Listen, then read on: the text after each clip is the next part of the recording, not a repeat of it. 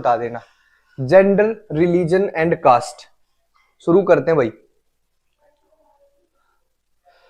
अब ध्यान से सुनो बस। सबको नमस्कार, गुड इवनिंग, जय श्री राम। सबसे पहली जो इसमें डेफिनेशन है ना, वो है जेंडर की। पूछी नहीं जाएगी, फिर भी मैं बता देता हूं। Gender refers to the characteristics of women, man, girls and boys. ध्यान से सुनो, जेंडर का मतलब नहीं, एक बायोलॉजिकल टर्म नहीं है। This is not biological. जो आदमी ने औरत के लिए, बच्चों के लिए, महिलाओं के लिए जो अलग अलग काम निर्धारित कर दिए कि भाई उन्हें उसमें क्या क्या विशेषताएं होनी चाहिए, क्या क्या उसको काम करने चाहिए, क्या उनको नियम पालन करना है, कैसा उनका बिहेवियर होना चाहिए, ये जेंडर बायोलॉजिकल नहीं होता। जेंडर आदमी के द्वारा बनाई गई चीज है। मेल फीमेल वो बायोलॉजिकल है। जेंडर के आधार पे जो डिस्क्रिमिनेशन होता है ना, जो विभेद होता है, वो क्या है, वो आदमी का बनाया हुआ है भाई। ये देख लो यहां पे, क्लियर है। तो जेंडर में सिर्फ ये ध्यान रखना है, this is a man made characteristics. इसमें उसने डिटरमाइन कर दिया पहले ही कि भाई आदमी क्या करेगा, औरत क्या करेगी। जब आदमी के द्वारा दो अपोजिट एक मेल और फीमेल के काम निर्धारित करे जाते हैं ना, वो होता है जेंडर। ठीक है, सिंपल सा क्वेश्चन था, अलग से नहीं पूछा जाएगा। अब यहां से देखो भाई, यहां से काम शुरू होगा अपना। सेक्सुअल डिवीजन या gender division of labour. Gender division of labour का क्या मतलब है? देखो ये जो है ना, इसको तुम ऐसे स्क्रीनशॉट ले लेना अगर लेना चाहो। इसमें क्या लिख रखा है, मैं पूरा का पूरा ये क्या है वो मैं बता देता हूं। एक बार ये देख लो भाई, स्क्रीनशॉट लेने के बाद क्लियर आ जाता है क्या ये? एक बार ये बता दो। हाँ, जब ऐसे बड़ा कर देता हूं तो ठीक आ जाता है ये सारा। ये देख देख के बता दो बस कि हाँ स्क्रीनशॉट तुम ले सकते हो या नहीं ले सकते। अगर स्क्रीनशॉट ले सकते हो ना, फिर कोई प्रॉब्लम नहीं है। स्क्रीनशॉट जितना क्लियर होना चाहिए बस।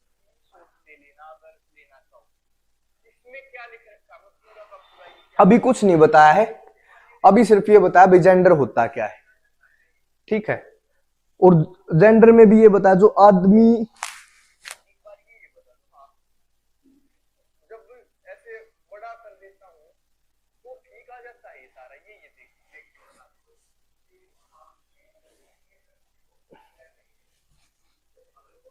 एक सेकंड में, अभी ये थोड़ा सा और, ये हमेशा लाइव में थोड़ी सी प्रॉब्लम रहती है, सर दिख नहीं रहा है। अभी कुछ नहीं बताया है, अभी सिर्फ ये बताया भाई जेंडर होता क्या है। ठीक है, और जेंडर में भी ये बताया जो आदमी,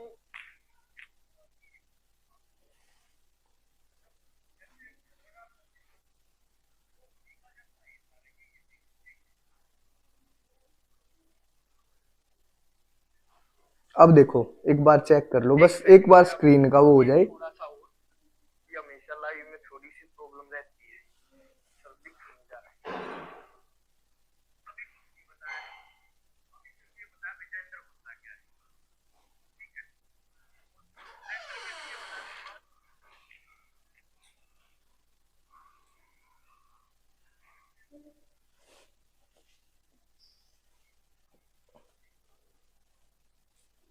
देखो एक बार चेक करके, अब देखो एक बार चेक कर लो बस, एक बार स्क्रीन का वो हो जाए।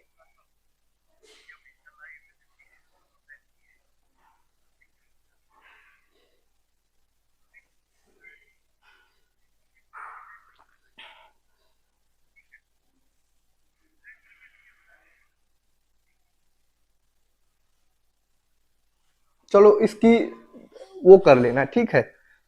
थोड़ा सा ये वाइट उस पे है ना, इस कारण है थोड़ा सा, कोई दिक्कत नहीं है। अब सुनो भाई, जेंडर डिवीजन ऑफ लेबर का क्या मतलब होता है। जब महिला को, देखो the sexual division of labour हो या जेंडर डिवीजन ऑफ लेबर हो, ये system in which household work is regarded as the work of women.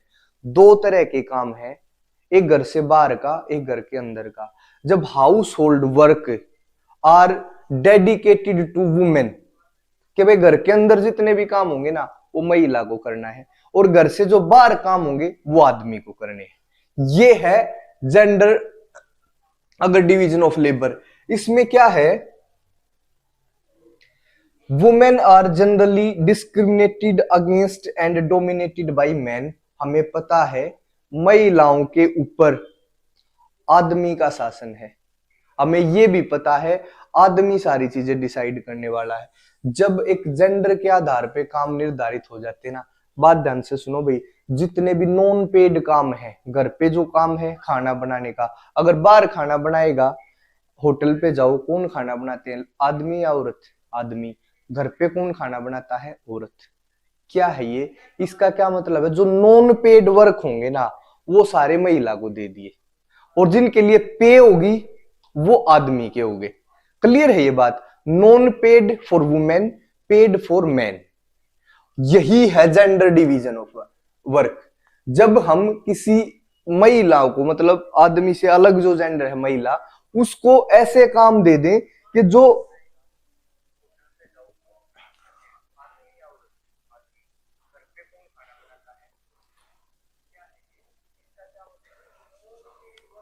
थोड़ा सा भाई उसमें है ही दिक्कत, फोकस में, है ना।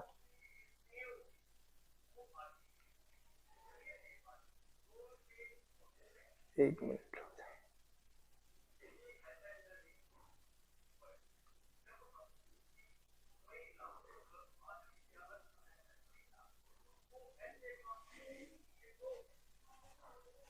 ठीक है,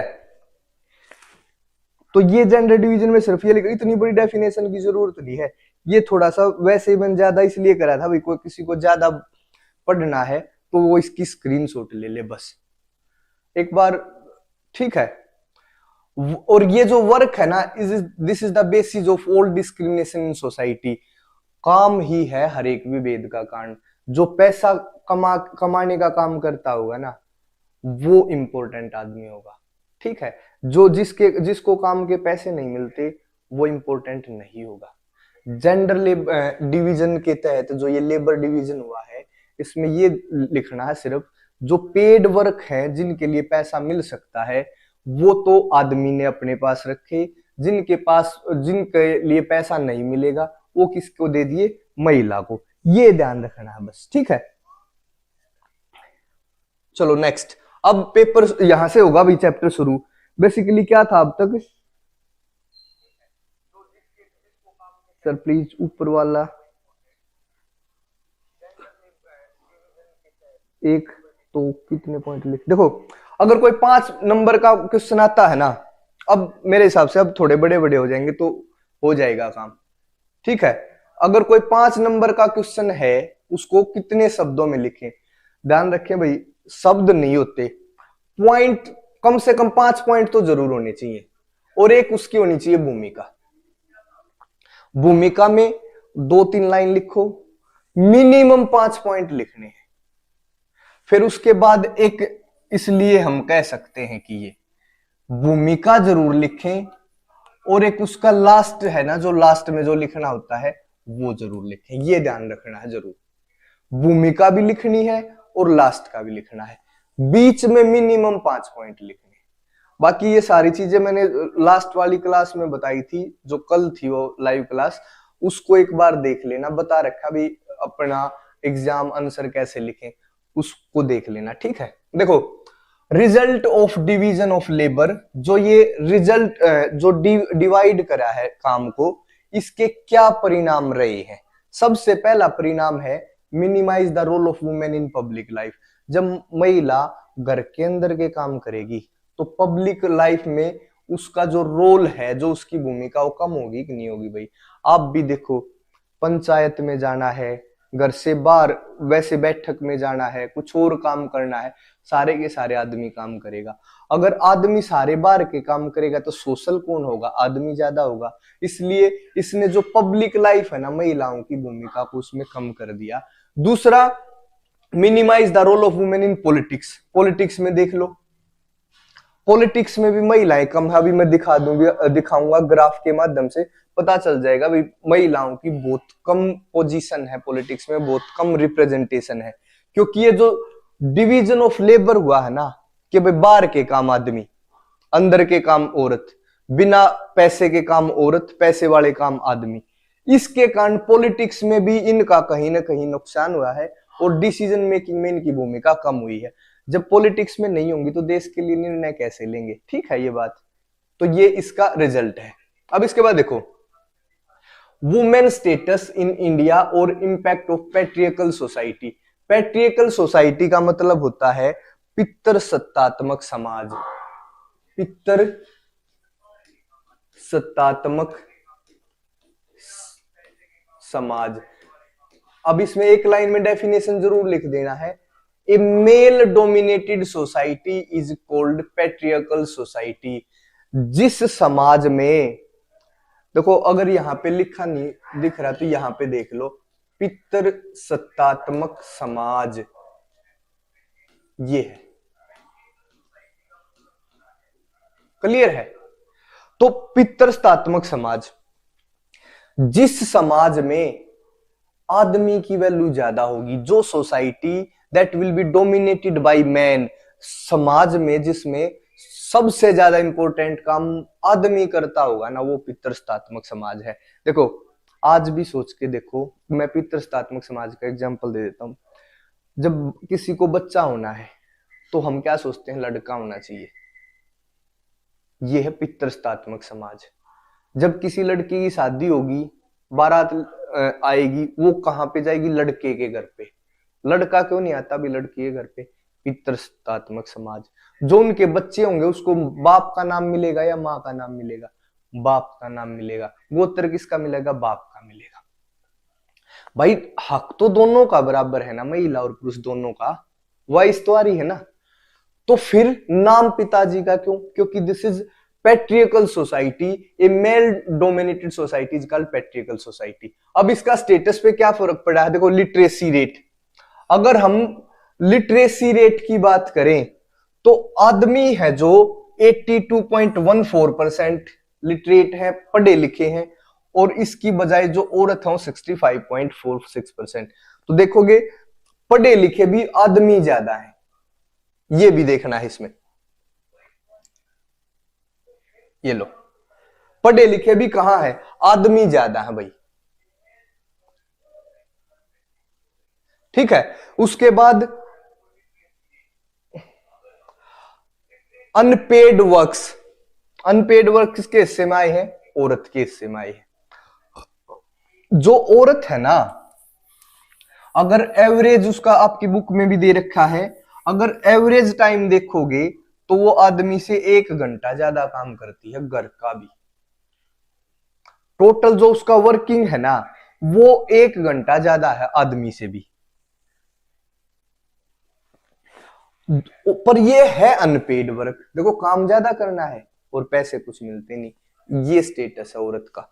दूसरा है difference in wages. Difference in wages का मतलब एक महिला टीचर है, एक मेल टीचर है, दोनों एक ही सब्जेक्ट पढ़ा रहे हैं, एक ही क्लास को पढ़ा रहे हैं, सैलरी में फर्क होगा भाई। कहीं भी देख लेना, किसी कंपनी में, किसी कॉलेज में, यूनिवर्सिटी में, जो इनका वेजेस होता है ना, वेज, वेज का मतलब होता है भत्ते, तनख्वाह, उसमें डिफरेंस मिलेगा। अब देखो चाइल्ड सेक्स रेशियो, 1000 बच्चों पे, 1000 है भैया, 1000 है ये, ठीक है। 1000 बच्चों पे 919 लड़कियों का जन्म होता है। तो इसका मतलब क्या है? चाइल्ड सेक्स रेशियो में भी समस्या है।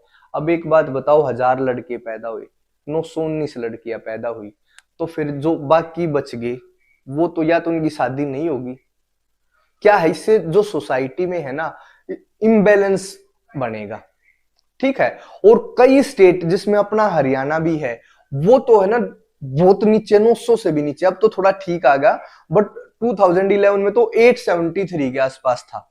अब हरियाणा में थोड़ा थोड़ा सुधार हो रहा है, बट उसके बाद भी जो हरियाणा है, यहाँ पे चाइल्ड सेक्स रेशो सबसे खराब माना जाता है। खराब माना क्या जाता है ही, ठीक है। तो चाइल्ड सेक्स रेशियो में देखोगे डोमेस्टिक वायलेंस के भाई घर के काम करने हैं, ठीक है, मैं ब्लैक स्पेस पे ही लिखूंगा। और डोमेस्टिक वायलेंस का मतलब है जो घरेलू हिंसा, महिला का जो स्टेटस कमजोर पड़ता है ना आदमी के कंपैरिजन में, क्योंकि वो बाहर है, वो सोशल है, वो ताकतवर है, तो उसी का एक परिणाम डोमेस्टिक वायलेंस भी देखते हैं हम गांवों में भी और शहरों में भी। क्लियर है ये चीज, सिंपल सी बात है। तो डोमेस्टिक वायलेंस भी यदा कदा हमें देखने को मिलती है।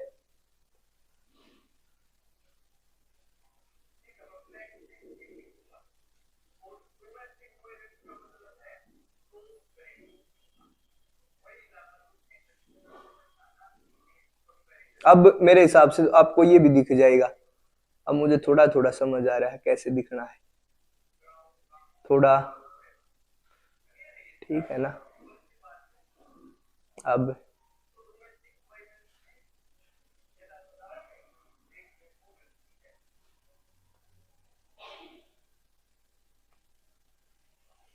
अब मेरे हिसाब से क्लियर होंगी चीजें।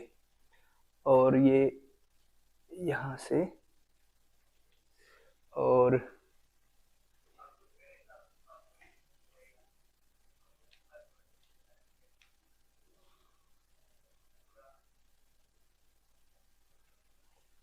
अब देखो,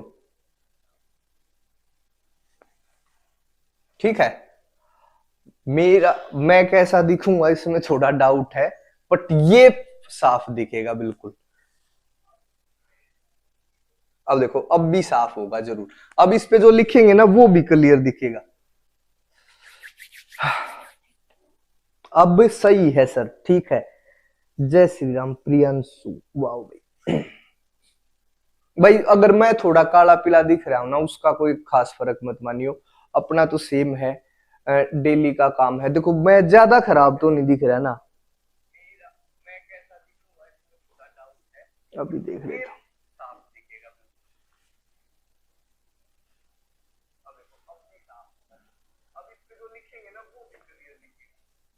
ठीक है, कोई नहीं भी, जैसा हूं मैं कोई बात नहीं। उसमें देखो, इसके बाद ये तो वुमेन के स्टेटस पे फर्क पड़ा है। अब ये नहीं, अब है ये फेमिनिस्ट मूवमेंट। फेमिनिस्ट मूवमेंट का मतलब होता है नारीवादी आंदोलन। नारीवादी आंदोलन, देखो नारीवादी उन्हें बोला जाता है जो नारी के या औरत के फेवर में बात करते हो। नारीवादी आंदोलन वे आंदोलन है जो महिलाओं की इक्वलिटी की बात करते हो। पूरा ये पढ़ने की जरूरत नहीं है, ये एजिटेशन और मूवमेंट है जो demanding enhancement in the political and legal status of women, जो चाहते हैं कि महिलाओं का जो पॉलिटिकल है और जो लीगल स्टेटस है उसमें इंप्रूवमेंट हो, उनकी एजुकेशन में इंप्रूवमेंट हो, उनकी करियर अपॉर्चुनिटी अच्छी हो। ये होते हैं फेमिनिस्ट मूवमेंट। इनका मेन जो ऑब्जेक्टिव होता है वो बराबरी को प्राप्त करना है, कि भाई मैन और वुमेन को बराबरी मिले। ये होता है इनका मेन मोटिव। फेमिनिस्ट मूवमेंट कर लोगे, सिंपल सा है। नारीवादी आंदोलन वो आंदोलन होते हैं जिनका मुख्य उद्देश्य है महिलाओं के लिए एजुकेशन फैसिलिटी, महिलाओं के लिए भाई करियर की फैसिलिटी, महिलाओं के लिए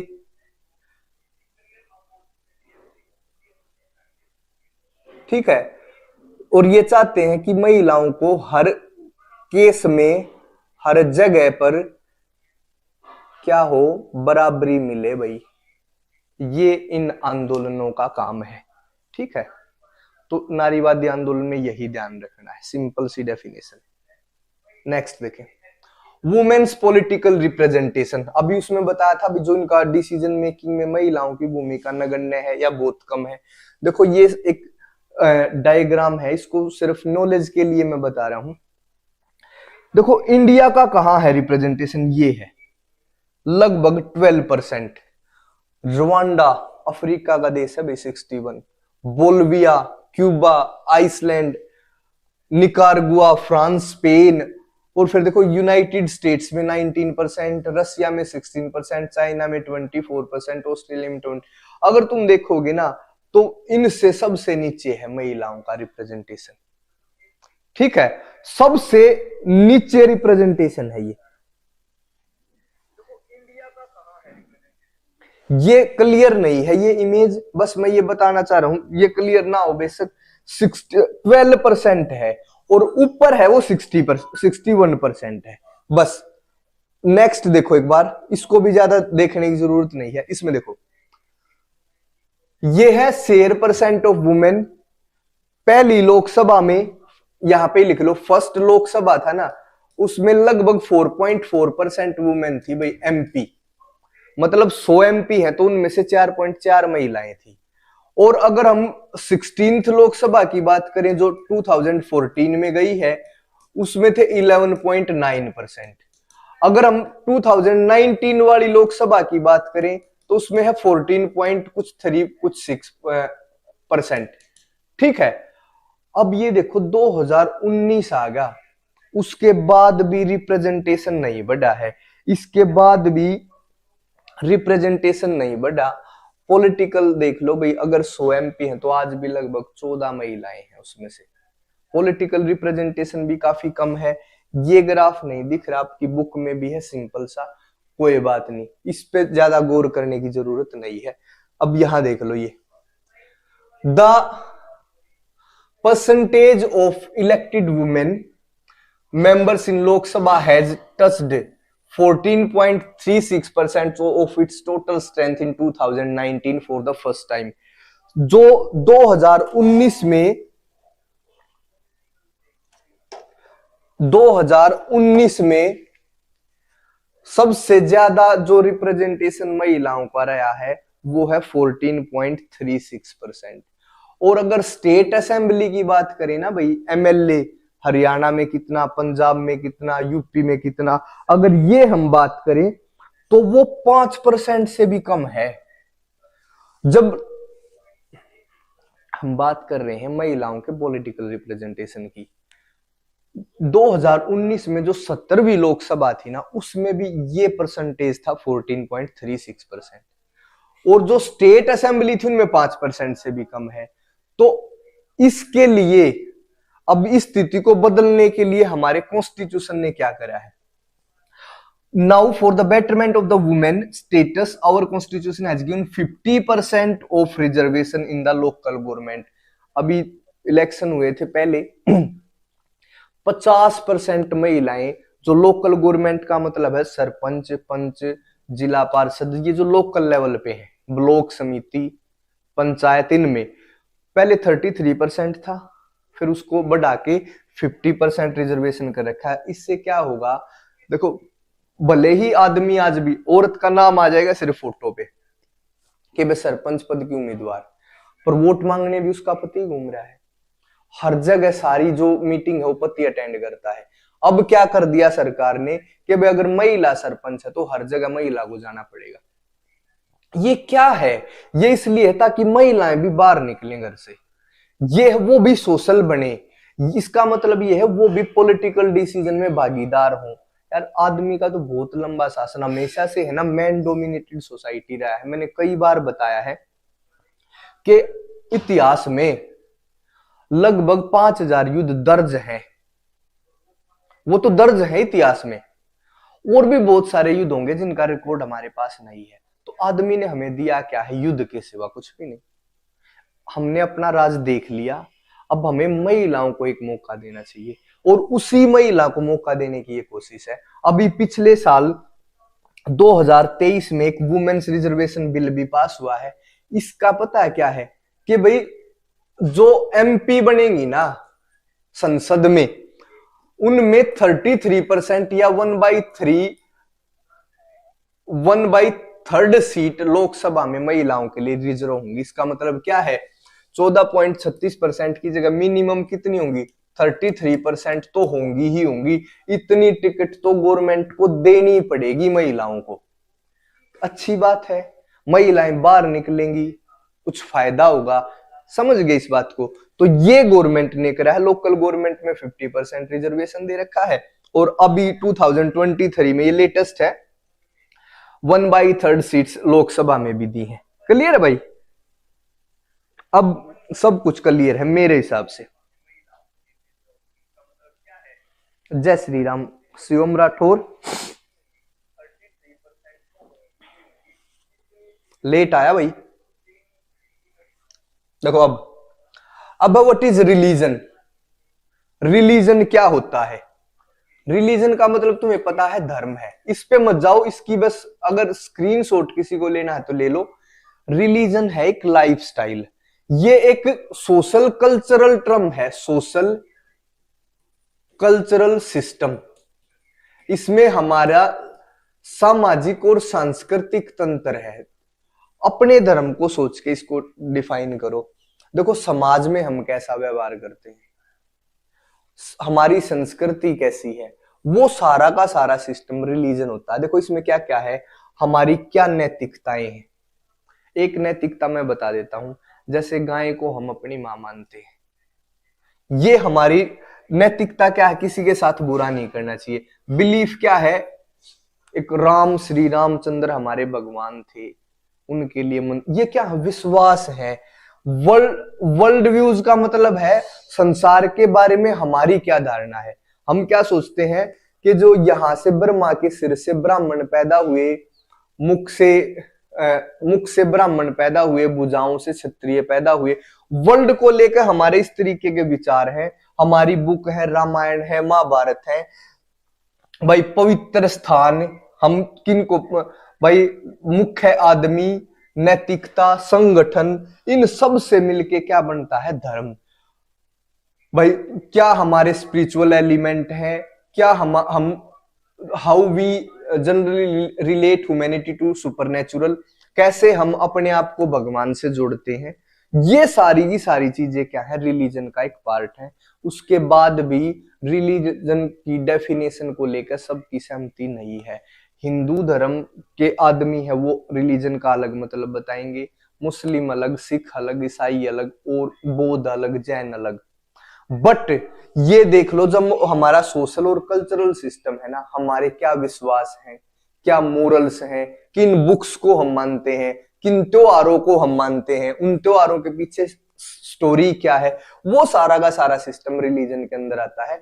सिलेबस में इसकी डेफिनेशन नहीं पूछी जाएगी, बस ये ध्यान रख लो भाई। देखो हमने क्या पढ़ा है अभी तक, जेंडर। अब जेंडर है, क्या जेंडर को अभी एक मिनट पहले, इससे जो पहले पढ़ा है जेंडर, फिर उसके बाद है रिलीजन, फिर इसके बाद है कास्ट।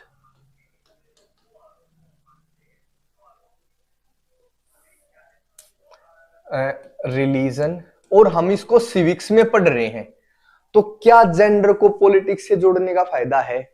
एक बात ये समझो, जेंडर को पॉलिटिक्स से जोड़ने का फायदा है कि नहीं है? बिल्कुल है भाई। अगर हम जेंडर के मुद्दे जो फेमिनिस्ट मूवमेंट बताए थे, उनका क्या है भाई, महिलाओं के राइट्स के लिए लड़ना, और उसी से क्या हुआ है, उन्हीं के आंदोलनों का परिणाम है कि भाई 50% तो हमें लोकल गवर्नमेंट में रिजर्वेशन मिला, और 33% अब लोकसभा या संसद में मिलेगा। जेंडर का पॉलिटिक्स में इश्यू होना अच्छी बात है। ये क्वेश्चन पूछा जा सकता है कि भाई जेंडर पॉलिटिक्स में आना ठीक है गलत है? तो ठीक है, क्योंकि इससे महिलाओं को उनके अधिकार मिलने में मदद मिली है। महिलाएं जो एक घर तक, चार दीवारी तक सीमित थी, उनको बाहर आने का मौका मिला है, उनको बाहर काम करने का मौका मिला है, वो आर्थिक रूप से थोड़ी सशक्त होना शुरू हुई है, जिसका परिणाम क्या है, आज देखो, आज की बात, हर पेशे में महिलाएं हैं। वो आईएएस ऑफिसर भी हैं, डॉक्टर भी हैं, हर जगह पे हैं, एस्ट्रोनॉट भी हैं, साइंटिस्ट भी हैं। ये जो जेंडर के इश्यू को हम पॉलिटिक्स में लेकर आए हैं ना, उसका बड़ा फायदा हुआ है। महिलाओं की क्वेश्चन पूछा जाएगा, what are the benefits of gender included in politics. जो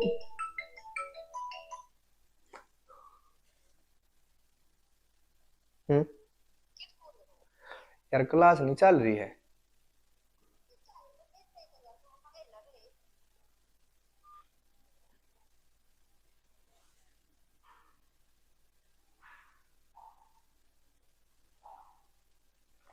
ठीक है, तो जेंडर को पॉलिटिक्स का इश्यू बनाने के फायदे हैं। इससे महिलाओं को उनके अधिकार मिले हैं, आर्थिक रूप से सशक्त हुई हैं, भाई राजनीति में उनकी भागीदारी बढ़ी है, वो आज हर जगह संसार के हर जगह पे काम कर रही है। भाई 80 नंबर तो नहीं लेने, बट उसके बाद भी समझना तो है, क्योंकि तब जब तुम नोट्स वगैरह पढ़ोगे ना अपने, तो आसान हो जाएगा, फिर ये रिवीजन आसान हो जाएगा। इसलिए मैं थोड़ा सा डिटेल भले ही है, पर फिर भी जब एक क्लास में अगर हम एक चैप्टर कंप्लीट कर लेते हैं, जब स्कूल में पढ़ते थे तो एक दिन में हो जाता था चैप्टर, इतनी स्पीड से मैं बोल रहा हूं, पूरा हो जाएगा, देखो लगभग आधा होगा। ठीक है, ये ध्यान रखो भी, जेंडर के पॉलिटिक्स में आने से बड़े फायदे रहे हैं। महिलाओं को इक्वलिटी का दर्जा, महिलाएं जो घर तक सीमित थी उनको बाहर आने का मौका, ये सारी की सारी चीजें क्या है। इससे एक काम और करा करो भाई, कर दोगे एक काम, जैसे मान लिया ये लाइव चैट, मतलब लाइव खत्म हो जाएगी ना, देखो एक लाइव जब ये खत्म हो जाती है, यहाँ पे तो तुम मैसेज करते रहोगे पूरी क्लास के दौरान, फिर ये मैसेज है ना वैसे वीडियो पे शो नहीं होते। तो जब ये लाइव खत्म हो जाए, उसके 1 घंटे बाद 20 मिनट बाद जैसे ये स्टोर हो जाती है वहां पे लाइव वाले फोल्डर में, जैसे चैनल खोलोगे तो वीडियो फिर साइड में लाइव, तो इस वीडियो पे वहां भी कमेंट कर दिया करो, अच्छी है बुरी है, नमस्कार जय श्री राम जो भी लिखते हो ना, तो वहां भी लिख दिया करो, क्योंकि ये कमेंट दिखेंगी नहीं, वो कमेंट दिखेंगी, उससे थोड़ा चैनल ग्रो होने में मुझे भी मदद मिलेगी, और ठीक है वो खुशी की भी बात होगी। यहाँ पे तो कमेंट कर दी, इसके लिए बहुत बहुत धन्यवाद। वहां और कमेंट करा करो, वीडियो को लाइक जरूर करा करो, जो भी व्यू 5 मिनट 10 मिनट 1 घंटा सारी क्लास लो, लाइक उसको वहां से करो, और फिर इसके बाद भी एक बार कमेंट कर देना, ठीक है। चलो इतनी तो रिक्वेस्ट मानोगे, और रिक्वेस्ट नहीं ये ऑर्डर है, मास्टर ऑर्डर भी तो दे सकता है। Communalism and it's characteristics. Communalism का मतलब होता है सांप्रदायिकता। ध्यान से सुनो भाई, सांप्रदायिकता क्या होती है। सांप्रदायिकता पर्सन था, रिलीजन, और फिर देखो जेंडर हमने पॉलिटिक्स में देख लिया, अब रिलीजन इन पॉलिटिक्स देखेंगे, फिर कास्ट पॉलिटिक्स के साथ देखेंगे।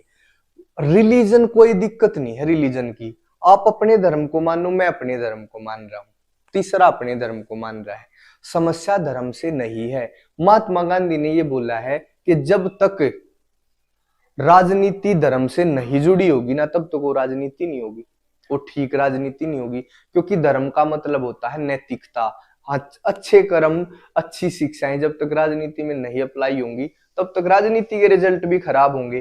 क्लियर है ये बात, ठीक है। अब है धर्म कब सांप्रदायिकता में बदल जाता है।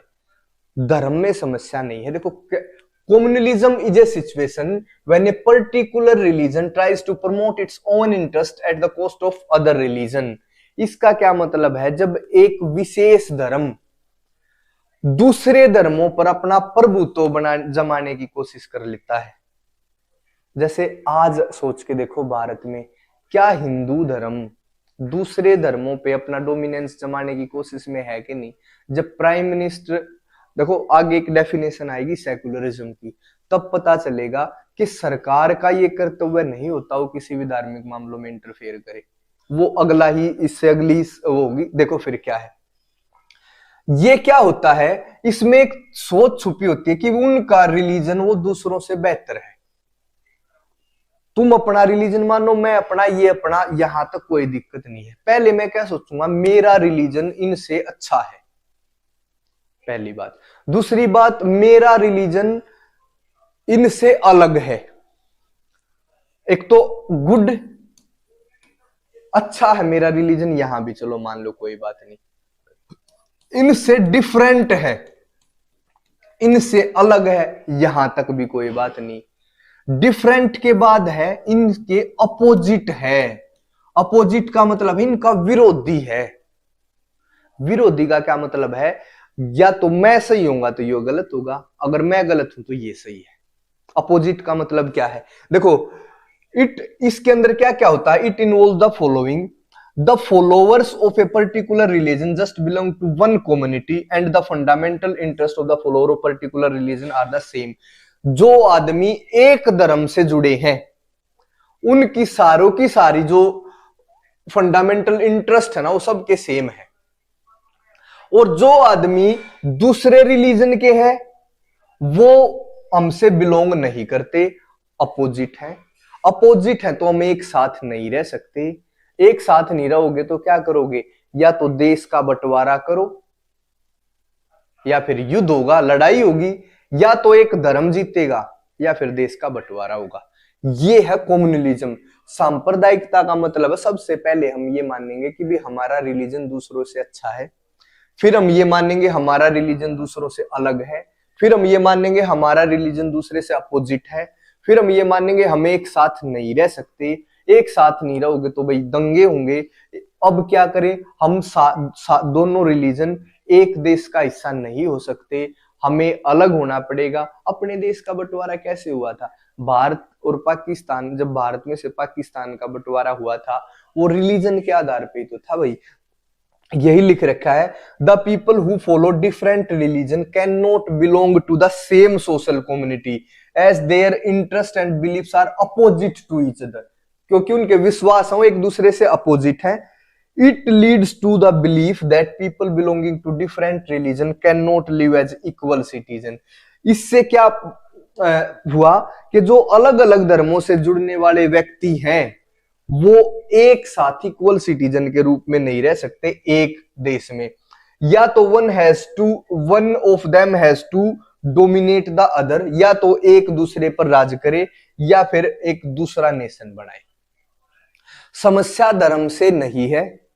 फिर से बात, जब धर्म सांप्रदायिकता का रूप ले लेता है तो समस्या है। तो अगर, और देखो कम्युनलिज्म हमेशा पॉलिटिकल पावर के लिए पॉलिटिकल पावर चाहता है। ठीक है, हम क्या चाहेंगे? हमारा धर्म सबसे ऊपर हो, हमारे धर्म का इस देश पर राज हो। जो दूसरे धर्म हो वो हमसे अलग हैं, हम एक साथ नहीं रह सकते। या तो हमारा इनके ऊपर शासन होना चाहिए या इनका अलग देश होना चाहिए। ठीक है, अब अगर रिलीजन को अगर पॉलिटिक्स में लेकर आओगे ना, उसके क्या है भाई? रिलीजन अपने आप में गलत नहीं है। जब रिलीजन कम्युनलिज्म में बदल जाता है ना तो समस्या है। फिर ये समस्या है, नोट्स में भी पॉइंट में लिख रखा होगा, यहां पे अगर लिखना स्क्रीनशॉट ले लो, अपनी भाषा में लिख लेना, सिंपल सिंपल।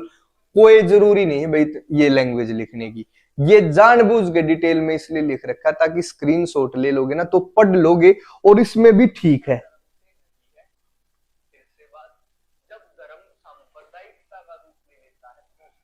ठीक है, तो सांप्रदायिकता समझ गए भाई। कम्युनलिज्म अगर धर्म कम्युनलिज्म में बदल जाता तो समस्या होगी।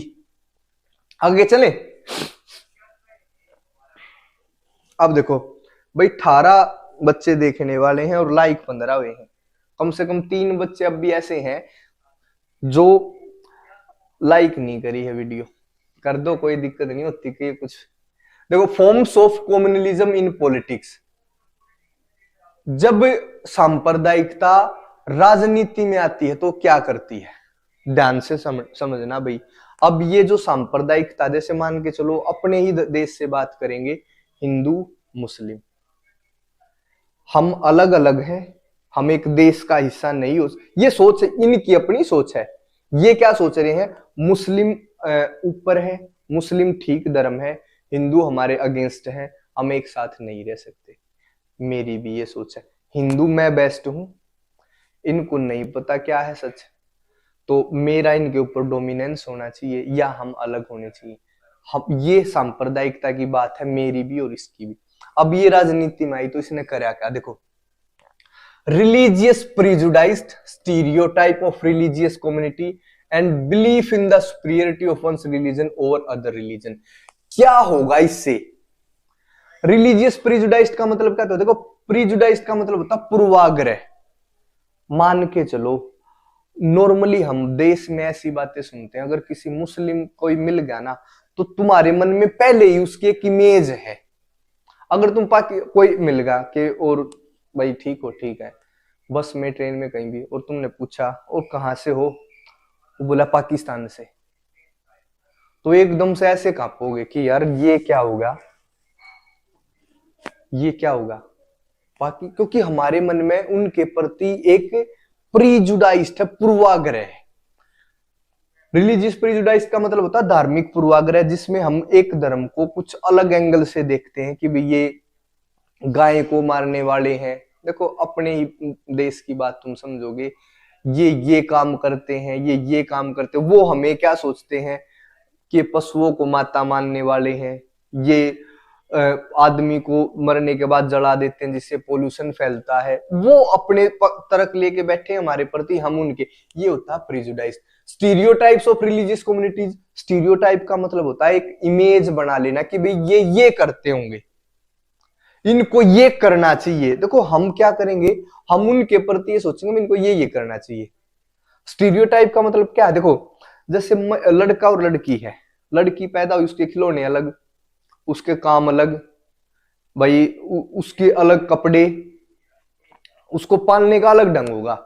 स्टीरियोटाइप। अगर वो ये कहेगी ना कि मम्मी मुझे तो बाहर खेलने जाना, नहीं बेटा बाहर नहीं जाना, मम्मी 6 बज गए मैं एक बार बाहर घूम कर, नहीं बेटा जाना नहीं। स्टीरियोटाइप का मतलब पहले जो इमेज बन रखी थी ना उसके अनुसार उनको चलवाना। अब कोई मुस्लिम दिखेगा ना तो अच्छा ये तो है, अगर रात को घूम रहा है तो पता नहीं यार ये क्या करके मानेगा। अगर कोई हिंदू ऐसा तो हो सकता है उसके मन में भी हमारे प्रति ऐसे ही ख्याल हो।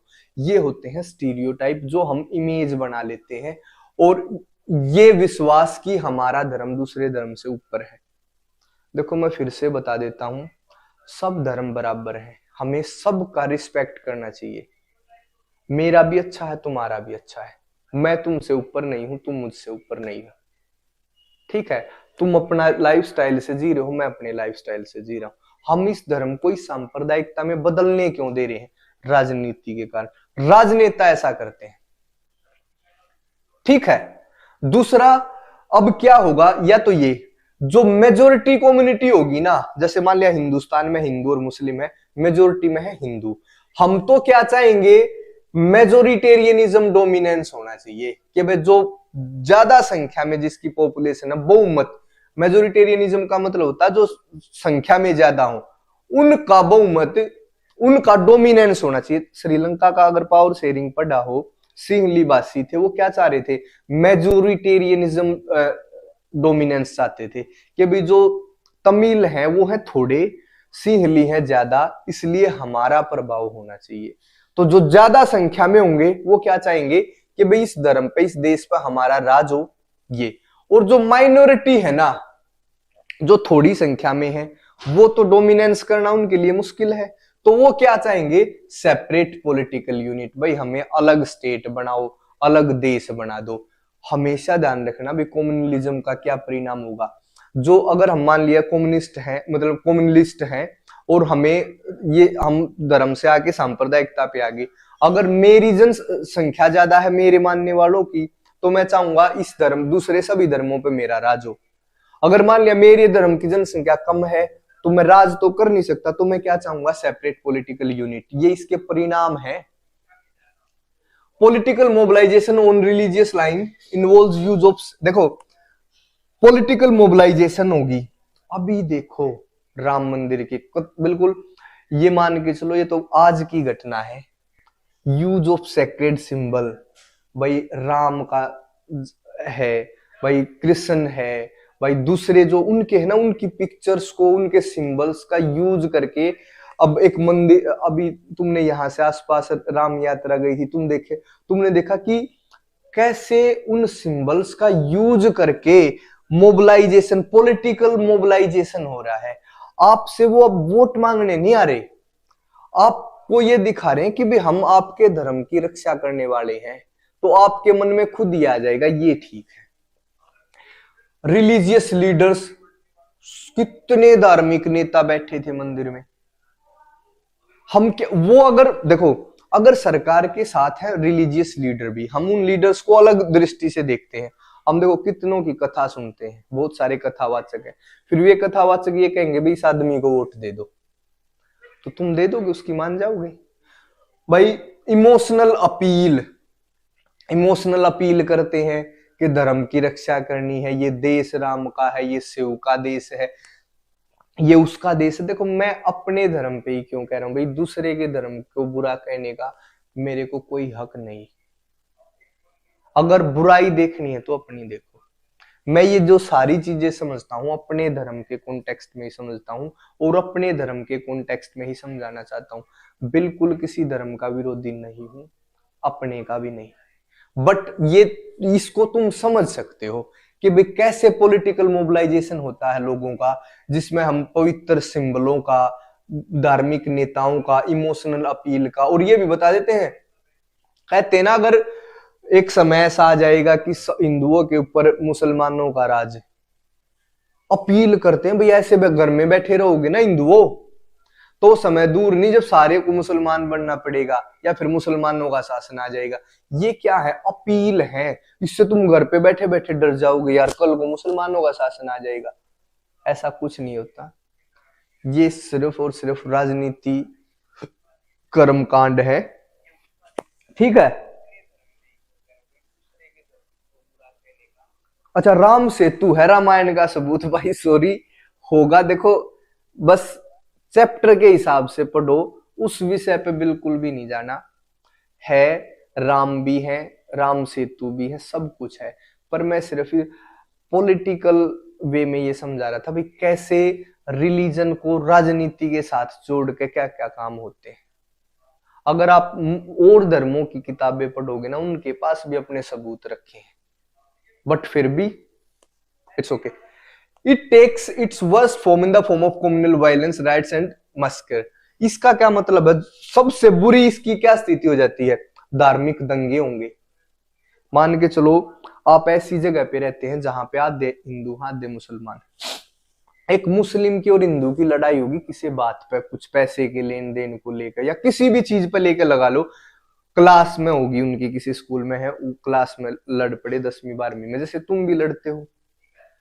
जब ये पता चला ना ये हिंदू है ये मुसलमान है, तो फिर ये वो लड़ाई दो बच्चों की नहीं रही, वो लड़ाई दो धर्मों की होगी। फिर ये छोटी सी लड़ाई हो सकता दंगे में बदल जाए। मस्जिद के आगे जा रहे हम, जय श्री राम जय श्री राम के आवाज मार दी, तो इससे उनको हर्ट होगा भाई। जब आपको नमाज से समस्या है तो उनको श्री राम से समस्या नहीं हो सकती क्या? तो धार्मिक दंगे, धार्मिक हिंसा, और ये इसका मतलब होता है जनसंहार। इसका मतलब कई बार बहुत सारे आदमी की हत्या करी जाती है, उसको बोलता है मास्कर, ठीक है। ये इसकी फॉर्म है। लास्ट में कम्युनलिज्म यहां तक रोल ले लेता है, और ये एक लाइन है, partition of India was based on the, ये किस पे बेस्ड था? रिलीजियस टर्म्स पे था ये भाई। पार्टीशन भी क्या हुआ था? रिलीजियस टर्म्स पे हुआ था, धार्मिक आधार पे ही भारत का बंटवारा हुआ था, ठीक है। आप है ना नोट्स पढ़ना, बुक पढ़ना, सारी चीज समझ आ जाएगी। बस ये तो मैं समझाने के लिए लिखा हुआ हूं, इसको स्क्रीनशॉट ले लो, कोई दिक्कत नहीं है, मैं कई बार स्पेस दे देता हूं स्क्रीनशॉट के लिए। बट जो आपके पास नोट्स है ना, कोई भी पढ़ लो, वो मैं तुम्हें पढ़ाना सिखा रहा हूं ताकि रिवीजन करना आसान हो जाए। इसको समझने के बाद एक बार रिवीजन करना शुरू कर देना, मजा आ जाएगा, सब समझ आ जाएगा। आगे भाई पूरी क्लास देखो, ऐसे 10 मिनट आए फिर वहां चले गए, फिर छोड़ के दूसरा चला गया, फिर आगे फिर चला गया, ऐसे मजा नहीं होता। देखो टाइम पास करने का फायदा नहीं है, मैं टाइम पास नहीं कर रहा भाई, कई बार बताया दूर से क्लास बनाने आता हूँ, फिर रात को वापस जाना होता है। अगर पूरी क्लास नहीं देखनी तो फायदा क्या है? बिल्कुल ऐसा एहसान मत करो कि जी 5 मिनट आया था, नहीं, मैं चाहता हूं कि सारी क्लास देखो, तभी तो फायदा होगा। तुम्हारे लिए ही कर रहा हूं। और अब ये करने के बाद एमसीक्यू वो बताया भी था, सारे के सारे एमसीक्यू जितने भी पूरी एसएसटी में इंपॉर्टेंट है, सारे की सारी इमेजेस, सारे के सारे मैप्स, सारे के सारे भाई असर्शन रीजनिंग, सारे के सारे क्या होंगे पैराग्राफ, ये चीजें मैं करवाऊंगा ऐसे ही लाइव में, और आपको वो सारी देख लोगे ना तो एमसीक्यू, और इन चीजों की तो मैं बता देता हूँ, फिर कहीं से देखने की जरूरत नहीं है। एमसीक्यू ऐसे होगा भाई, क्वेश्चन फिर उसका आंसर, क्वेश्चन उसके 4 ऑप्शन, ऐसे समझा दूंगा सारे के सारे, ठीक है। समझे? तो वो सारी क्लासेस भी लेनी है। अभी मैं सिर्फ रिवीजन करने का तरीका बता रहा हूं, ठीक है? चलो, सेक्युलर स्टेट, हाँ ये आ गया सेक्युलर स्टेट। सेक्युलर स्टेट का मतलब होता है धर्मनिरपेक्ष राज्य। ये मैं बताना चाह रहा था भी, सेक्युलर स्टेट का मतलब धर्मनिरपेक्ष राज्य। आपको पता है इंडिया एक सेक्युलर स्टेट है, धर्मनिरपेक्ष देश है। क्या पिछले कुछ दिनों से या मोदी राज में ऐसा लगा अभी हम धर्मनिरपेक्ष हैं? ऐसा लगा है हम हिंदू राष्ट्र हैं। धर्मनिरपेक्ष होने का क्या मतलब होता है? It is a state which has no official religion of its own. उस देश का कोई भी ऑफिशियल रिलीजन नहीं होता, और यहाँ पे सबको religious equality and equal status मिलता, सभी धर्मों को। जिस देश का कोई भी ऑफिशियल धर्म नहीं होगा और जहां पर सभी धर्मों को इक्वल वैल्यू स्टेटस मिलेगा, उसको बोला जाता है सेक्युलर स्टेट। अब इसमें देखो, there is no official religion for the Indian state. भारतीय राज्य के लिए कोई ऑफिशियल रिलीजन नहीं है। हाँ, अनलाइक, अनलाइक मतलब श्रीलंका से अलग। श्रीलंका में है, पाकिस्तान में मुस्लिम है, श्रीलंका में भाई जो बौद्ध है या सिहली, और इंग्लैंड में जैसे ईसाई। श्रीलंका में बौद्ध धर्म, पाकिस्तान में मुस्लिम धर्म। ये है मुस्लिम, ये सेकुलर स्टेट नहीं है श्रीलंका, ना पाकिस्तान ना इंग्लैंड। भारत सेकुलर है भाई। वो बड़ी क्लासेस में देखेंगे भाई भारत सेकुलर क्यों है। All individuals and communities have the freedom to profess. Profess का मतलब होता है किसी भी धर्म को मानना, प्रैक्टिस का मतलब उसका पालन करना, प्रोपेगेट का मतलब उसका प्रचार करना, और या फिर कुछ भी ना करो। आपको अधिकार है, आप किसी भी धर्म को मानो, किसी भी धर्म का पालन करो। अब मैं हिमालय मूंछ कटा के घूम रहा हूं, मैं या फिर साथ में ईसाई धर्म की किताब पढ़ रहा हूं, मुस्लिम धर्म की पढ़ रहा हूं, हिंदू, मेरी मर्जी है भाई। आप मुझे ये बोलने वाले कौन हो कि भाई ये मत करो? मैं जो मैं चाहूंगा वो करूंगा। तो क्या है ये, भारत के अंदर सभी लोगों को, सभी इंडिविजुअल्स को, सभी कम्युनिटीज को यह फ्रीडम टू प्रोफेस, कोई भी धर्म मानने की, उसका पालन करने की, उसका प्रचार करने की आजादी है। या फिर वो किसी भी धर्म को ना मानो। मैं कह रहा हूं भाई मैं नहीं मानता किसी भी धर्म को, मेरी मर्जी है ये। मैं अपना, मेरा कोई भी व्यक्तिगत विचार नहीं है, मैं सिर्फ चैप्टर की डेफिनेशन में जो चैप्टर में है उसको समझाने की कोशिश में लगा पड़ा हूं भाई, ठीक है? It prohibits discrimination on grounds of religion. यह धर्म के आधार पे किसी भी प्रकार के भेदभाव को मना करता है। धर्म के आधार पे किसी के साथ भी कोई भी भेदभाव नहीं करा जाएगा। It allows the state to intervene in the matters of religion in order to ensure equality within religious community. देखो, इसने स्टेट को एक और परमिशन दी है कि भाई, वैसे तो इसने पता क्या बोल रखा है भाई, स्टेट का धार्मिक मुद्दों में कोई इंटरफेयर नहीं होना चाहिए। कौन किस धर्म को मान रहा है, कौन कहाँ पूजा करता है, सुबह करता है, दोपहर को करता है, शाम को करता है, कितनी बार करता है, किसकी पूजा करता है, हमें कोई मतलब नहीं। किस धर्म का पालन कर रहा है या बिल्कुल भी पालन नहीं कर रहा, मेरे घर में कोई तस्वीर नहीं है, किसी को कोई इससे मतलब नहीं होना चाहिए, है कि नहीं? या फिर मेरे सारे दीवारों पे राम की, शिव की, शंकर की, इनकी तस्वीर है, तब भी कोई दिक्कत नहीं है। बट कुछ मामलों में स्टेट इंटरफेयर कर सकता है। कब? जब धर्म समस्या का कारण हो। जैसे एक अनटचेबिलिटी है, अनटचेबिलिटी, अनटचेबिलिटी का मतलब होता है छुआछूत। हम कुछ जातियों को अनटचेबल मानते हैं। पता है लोग क्या बोलते थे, ये धार्मिक मुद्दा है, हिंदू धर्म में है ऐसा। तो पर सरकार ने क्या करा, अनटचेबिलिटी को खत्म कर दिया। ट्रिपल तलाक, ये तो अभी का सुना होगा। ट्रिपल तलाक को मुस्लिम लोग क्या मानते थे कि ये है ना उनके रिलीजन का मुद्दा है, पर जब ये सोसाइटी की महिलाओं का भी तो मुद्दा है ना, ह्यूमन राइट्स का भी मुद्दा है। जब अगर किसी देश की गवर्नेंस पे, वहां की नागरिकों पे कुछ भी बुरा प्रभाव पड़ता है धर्म के लिए, पहले सती प्रथा को भी धर्म का हिस्सा माना जाता था कि भाई विधवा विवाह नहीं होना चाहिए, ये भी धर्म का हिस्सा था। तो ये गलत थे ना। अगर किसी धर्म में कोई बुराई है, उसको दूर करने का हक सरकार को है। अगर अच्छाई है तो इंटरफेयर नहीं करेंगे। अगर कानून व्यवस्था में समस्या होती है, क्योंकि जो मुस्लिम महिलाएं हैं जो ट्रिपल तलाक से दुखी थी, वो नागरिक तो भारत की भी है, भारत की जिम्मेदारी है उनकी रक्षा करना। और जब देश की बात आएगी, धर्म उससे नीचे रहेगा, ये बात है इसमें, ठीक है? तो जब इंटरफेयर करा जा सकता है, जब भाई रिलीजियस कम्युनिटी में इक्वलिटी हो, समाज में व्यवस्था बनानी हो, तो जैसे हमने अनटचेबिलिटी को बैन करा, ट्रिपल तलाक को बैन कर दिया। सेक्युलर स्टेट समझ गए, सिंपल है ना। अब है कास्ट सिस्टम। कास्ट सिस्टम का मतलब है, ध्यान से सुन लो, कास्ट सिस्टम का मतलब है कि भाई caste system involves hereditary occupational division based on birth, के जन्म के आधार पर काम का बंटवारा। ध्यान दो, क्लास में बताया था, अभी इतने एक्सप्लेन नहीं कर सकता। वर्ण सिस्टम था पहले, ब्राह्मण, क्षत्रिय, वैश्य और शूद्र ये थे बराबर। इसका बेटा वैश्य बन क्षत्रिय बन सकता था, इसका बेटा शूद्र बन सकता था। जन्म के आधार पे नहीं था, कर्म के आधार पे था। जिसको जहां पे जाना है काम वैसा करो, उसी कैटेगरी में चला जाएगा। बट बाद में वर्ण का बन गया कास्ट सिस्टम। ये ब्राह्मण होगा, क्षत्रिय, वैश्य और शूद्र, और जन्म के आधार पे होगा भाई इसका बेटा हमेशा इसी में रहेगा, इसका बेटा इसी में रहेगा, इसका बेटा इसी में रहेगा, इसका बेटा इसी में रहेगा। ये वर्ण सिस्टम गलत नहीं था, कास्ट सिस्टम है ये। जब जन्म के आधार पर किसी की कास्ट निर्धारित होगी, जन्म के आधार पे जिनका काम निर्धारित होगा, ये होता है कास्ट सिस्टम। ठीक है, जाति व्यवस्था। इसमें क्या बोला जाता, all the members of the same caste group lived as one social community and no one was allowed to change their caste. सारे के सारे एक कास्ट के मेंबर अलग रहेंगे। आप गांव में देख लो, आज भी हर कास्ट के अलग घर हैं। यहाँ पे ये कास्ट है, यहाँ पर ये कास्ट है, यहाँ पर ये कास्ट है। ठीक है, and they was not allowed to change their caste, वो अपनी जाति नहीं बदल सकते। ठीक है, they had similar occupations and should marry within the caste group. उनके लगभग एक जैसे काम मिलेंगे और वो अपनी ही कास्ट में शादी करनी है। समझे?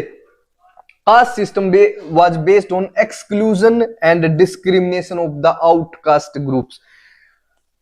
एक्सक्लूजन का मतलब होता है बाहर निकालना, डिस्क्रिमिनेशन का मतलब होता है भेदभाव। कुछ बाहरी जातियों को कास्ट सिस्टम के तहत क्या हुआ है, कुछ जातियों को अपने से दूर रखा गया है, उनके साथ भेदभाव करा गया कि भाई तुम नीची कास्ट हो। वर्ण सिस्टम में सब बराबर था। शूद्र का लड़का अगर पढ़ लेगा तो ब्राह्मण बन जाएगा, ब्राह्मण का लड़का अगर काम करेगा, सेवा करेगा तो शूद्र बन जाएगा।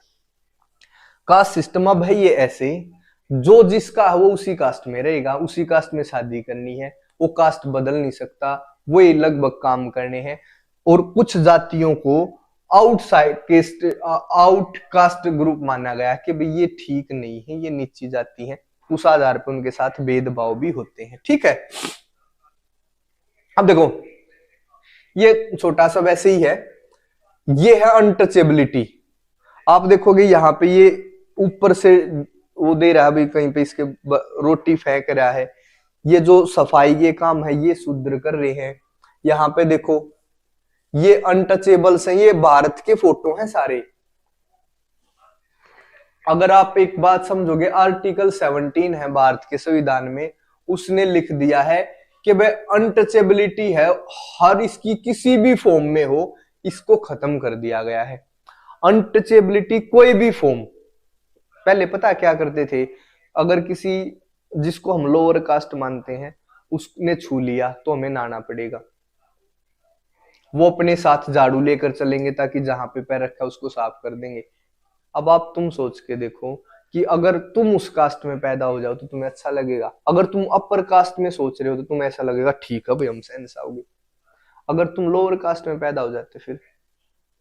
Untouchability is abolished in our constitution.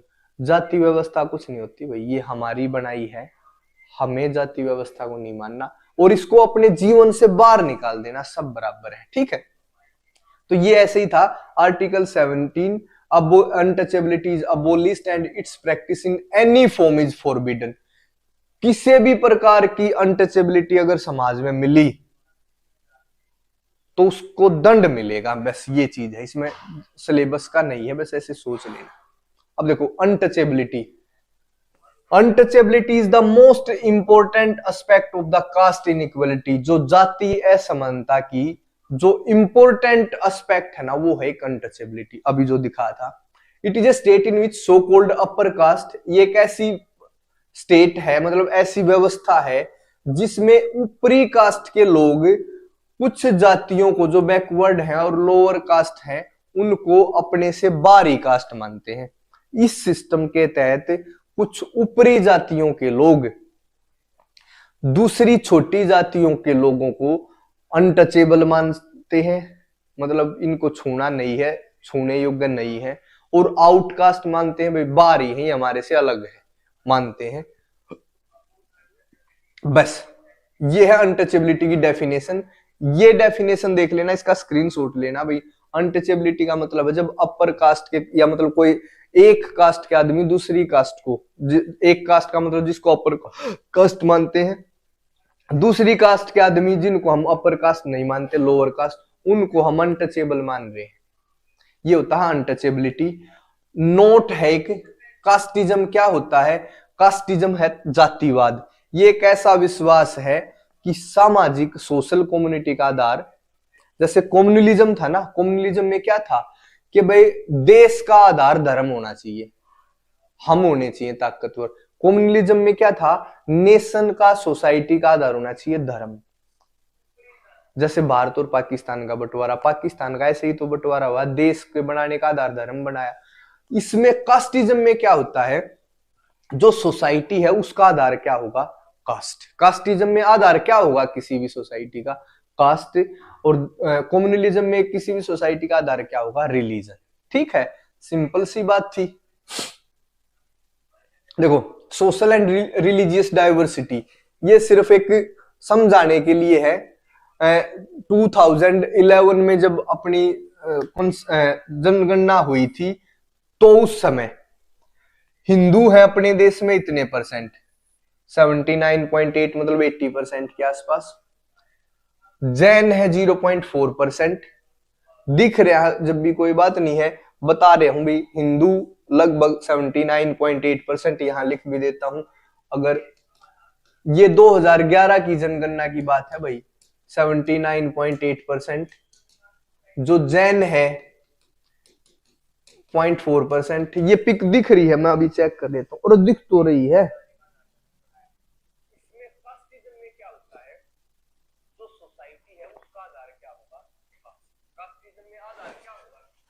भाई जो क्रिश्चियन है, ईसाई, भाई सारे मोस्ट इंपोर्टेंट भी बताऊंगा।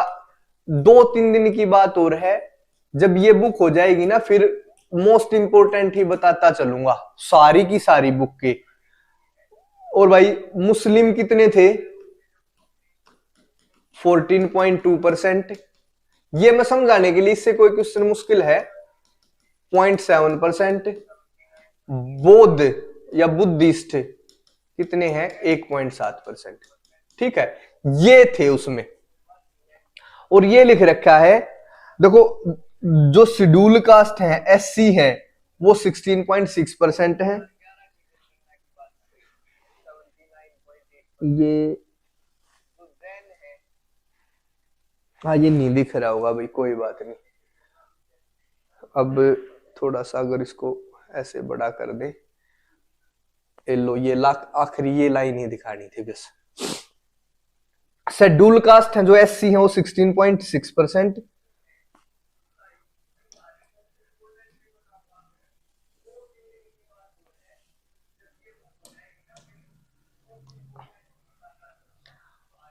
और ठीक है, ये लो, एससी 16.6%, और जो शेड्यूल ट्राइब्स है, एसटी है 8.6%। एसटी है 8.6%, एससी है 16.6%। तो ये जाति और धर्म, ये दोनों है, सिर्फ एक सिंपल सा डाटा था, इस पे ज्यादा ध्यान देने की जरूरत नहीं है।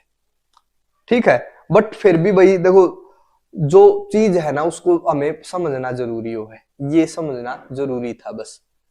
जनगणना भी पता चल गई, आगे चले।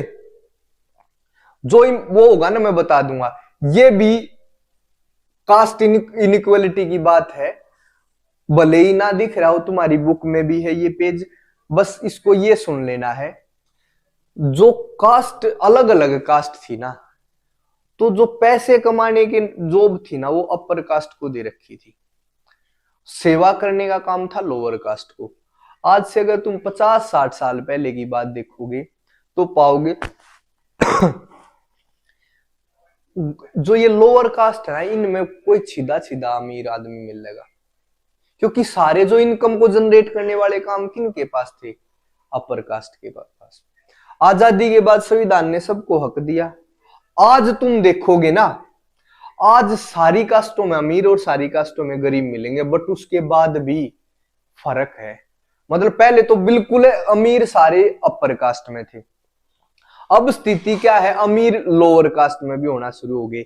शहर में अगर कोई लोअर कास्ट का आदमी चला गया तो वहां पे उसके साथ भेदभाव भी खत्म हो गया। गांव में अब भी ऐसा ही है। ये जो थोड़ा सा डाटा लिख रखा है तुम्हारी बुक में, ये मैं वैसे ही बता देता हूं बोल के। जो एसटी है ना, एसटी ये है 2000 का, सन 2000 का डाटा है ये, 2000 का। और एक बार इसको देख लेना, इसमें कुछ नहीं है। शेड्यूल ट्राइब्स थी 45.8% थी पॉवर्टी लाइन से नीचे, और शहरों में थी 30.30। देखो 2000 का ये डाटा है।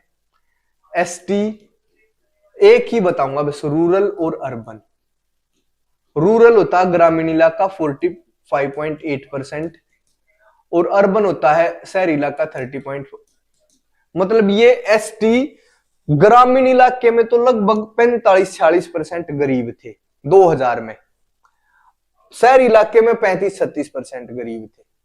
ऐसे ही ये डाटा और कास्टों का है, इसको अपनी बुक में से वैसे देख लेना, बुक में है ये, इसीलिए यहां पे लगाया था ताकि मैं ये बता सकूं। बुक में इसको देख लेना भाई, जो कास्ट सिस्टम आर्थिक स्थिति पर भी प्रभाव डालता है, क्योंकि कुछ धन कमाने वाले काम है ना, कुछ समय पहले तक अपर कास्ट तक लिमिटेड थे।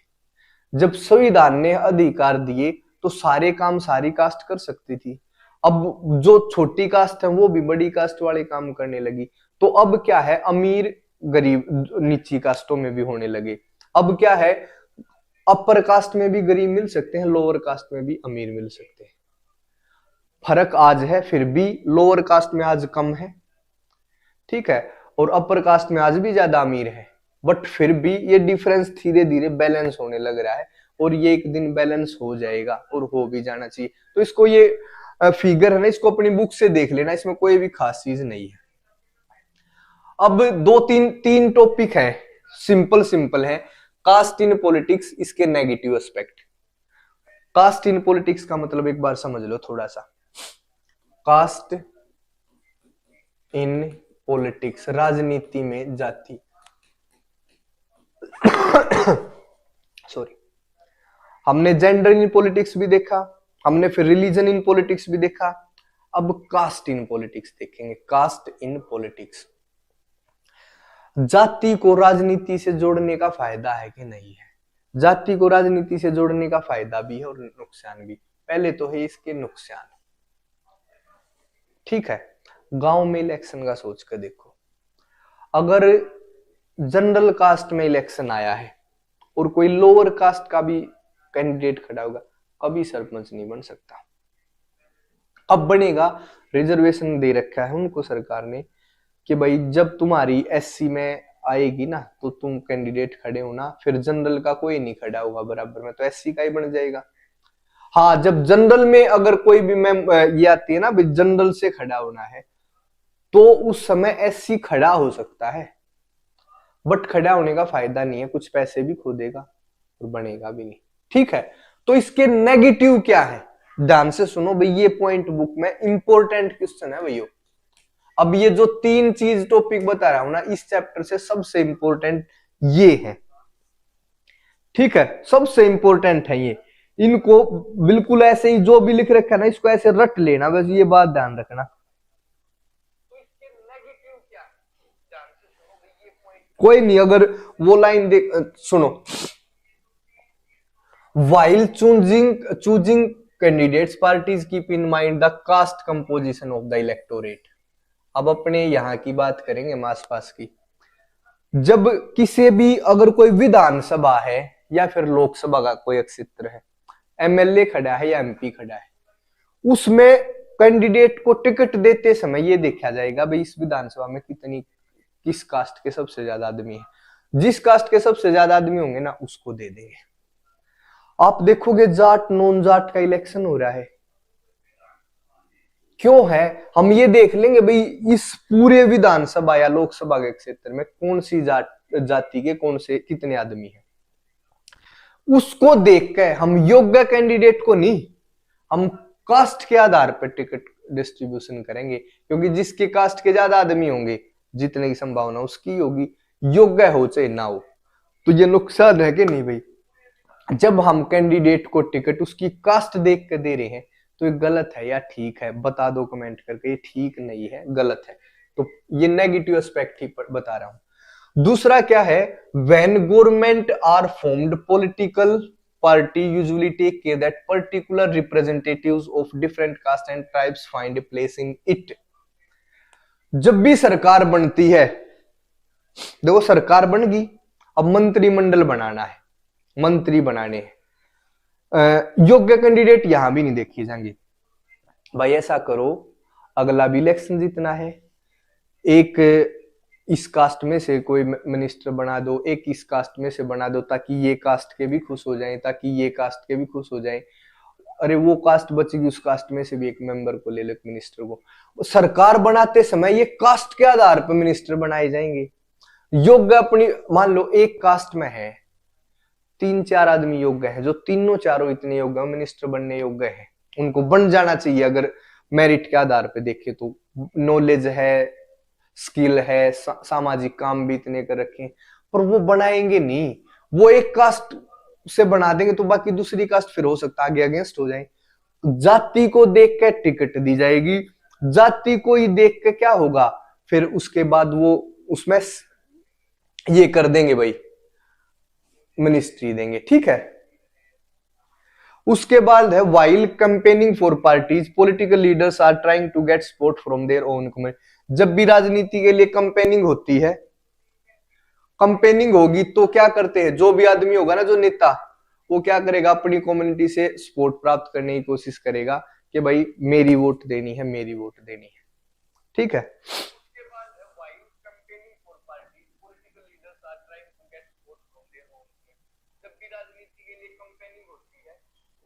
कहां गए सारे?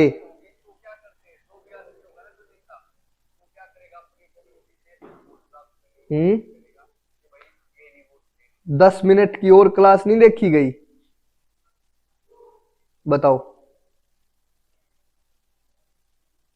थोड़ा ही तो बच रहा है अब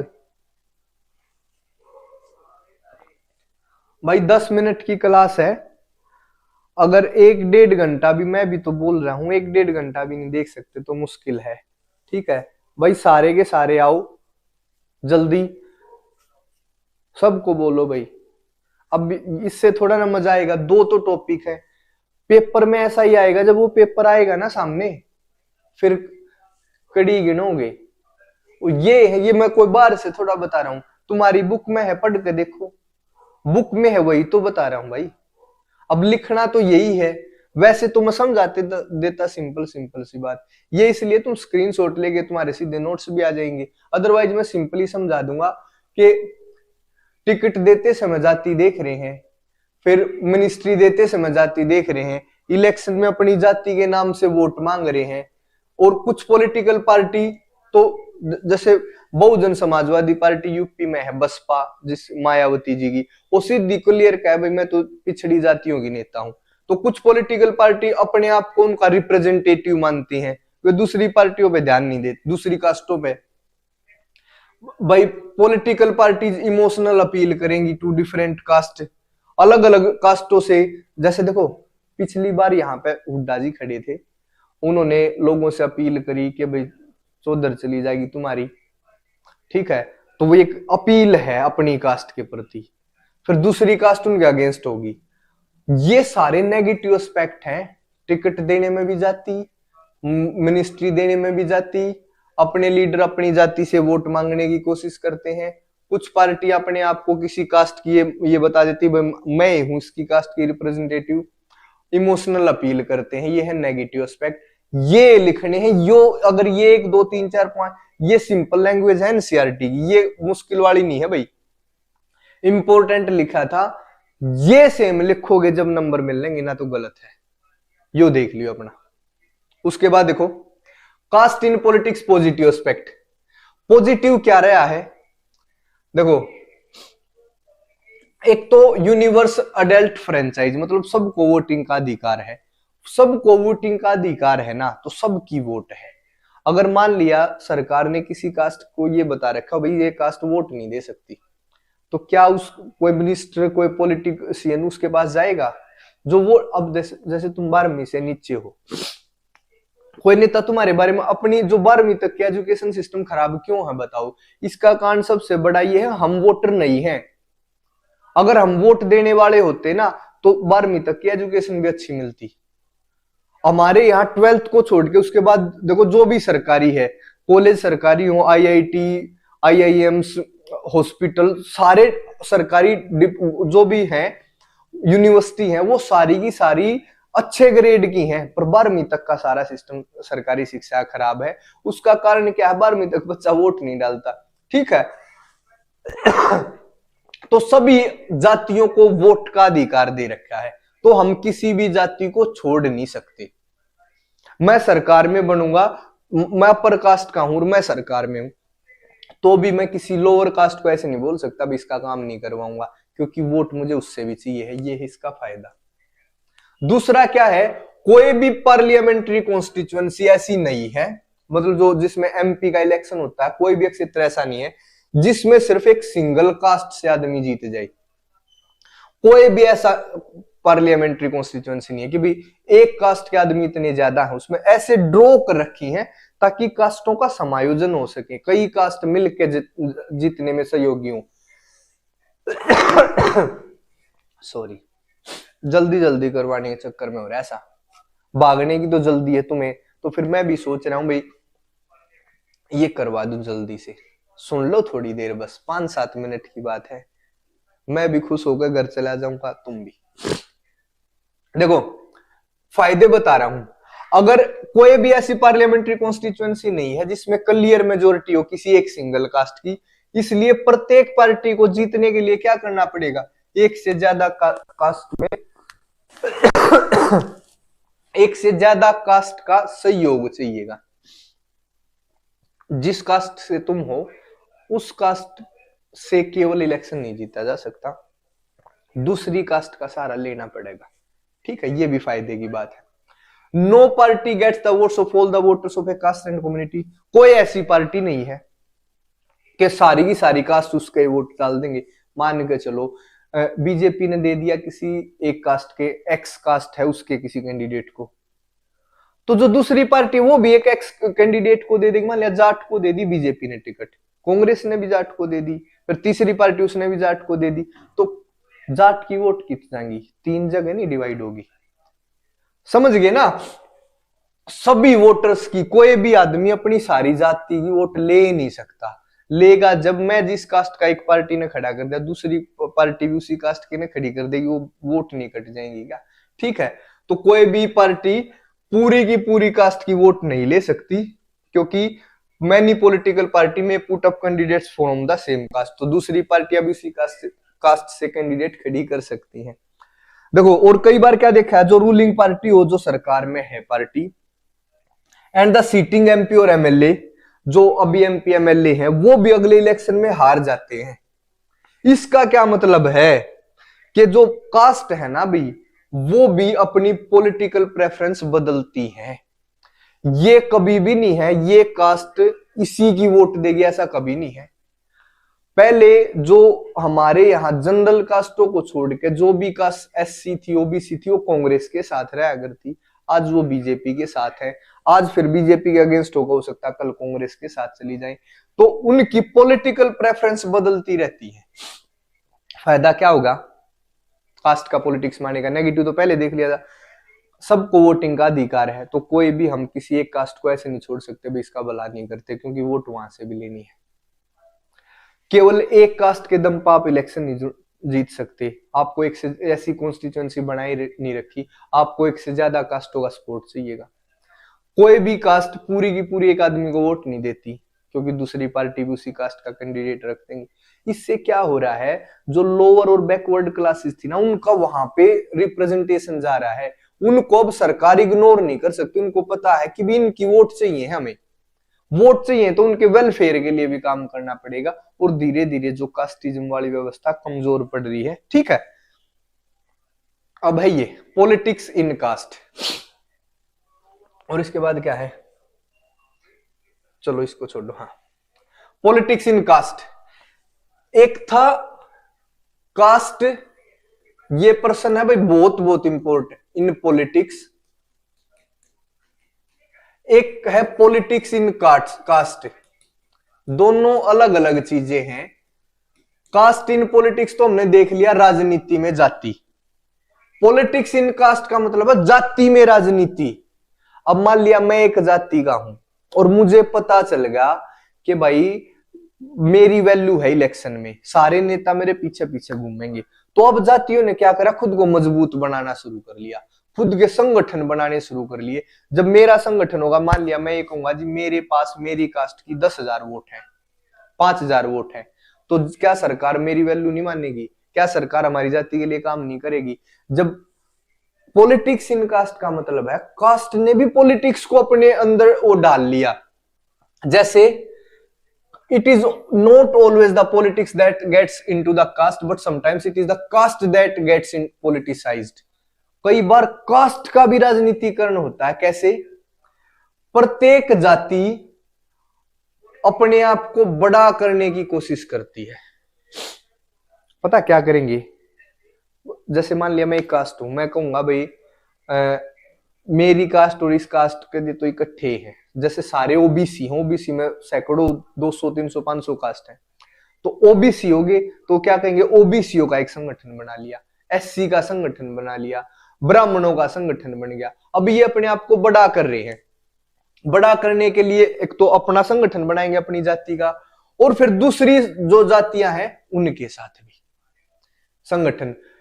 जो various caste group are required to enter an alliance with other caste, और बहुत सारे कास्ट ग्रुप हैं वो दूसरी जातियों के साथ भी, कोई एससी और ब्राह्मण के साथ भी गठबंधन बन रहा है कि भाई मतलब क्या कर रहे हैं, कास्ट अपने आप को और ज्यादा प्रभावी बनाने की कोशिश में है।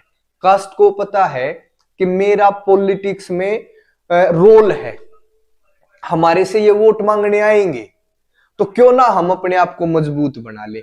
जब कास्ट अपने आप को मजबूत बनाने की कोशिश करती है, वो होता है पॉलिटिक्स इन कास्ट। मजबूत बनाने के लिए क्या करेगी, एक तो अपने कास्ट को संगठित करेगी, भाई जितने मेरी कास्ट के हैं ना वो आ जाओ। फिर मैं क्या करूंगा, दूसरी कास्टों को भी अपने साथ मिलाना चालू करूंगा। मैं कुमार हूं, आजा लुहार, आजा सुनार, आजा ये, आजा वो, मैं फिर कहूंगा हम सारे एक जैसे हैं, तो और ज्यादा मजबूत होगी। ठीक है, और क्या होगा, और फिर है ना, फिर क्या होता है, जैसे मैं मजबूत हो गया, अपनी कास्ट भी है और कास्ट भी जोड़ ली, तो मैं फिर पॉलिटिक्स में ही आगे आ जाऊंगा, मैं राजनीति करनी शुरू कर दूंगा।